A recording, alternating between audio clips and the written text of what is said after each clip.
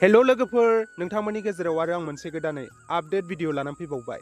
बे भिडिअआनो जादों जोंनि बर' सावथुन मुलुगनि जों बयनिबो फेभरेट मुंदांखा फावखुंग्रि बिथां संगिना ब्रह्मनि। बिथां संगिना ब्रह्मनि गांनैसो सावगारिफोरा ससियेल मिडियायाव गोबारैनो गोसारदों। जाय सावगारियाव जों बिथांखौ लान्थि एबा खानायखौ सिननानै लानाय नुनो मोन्दों।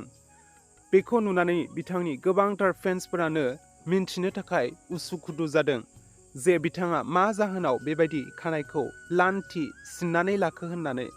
आरो माखासेया आन्दाज खालामदों दि जे बे सावगारिया बिथांनि फैनो गोनां आबुं बर' सावथुन, जाय सावथुननि टाइटेलानो जादों गाब गैयै जायख्लं। बे सावथुनाव बिथाङा बेबायदि लान्थि एबा खानाय गैयिनि केरेक्टार एबा फाव खालामदों।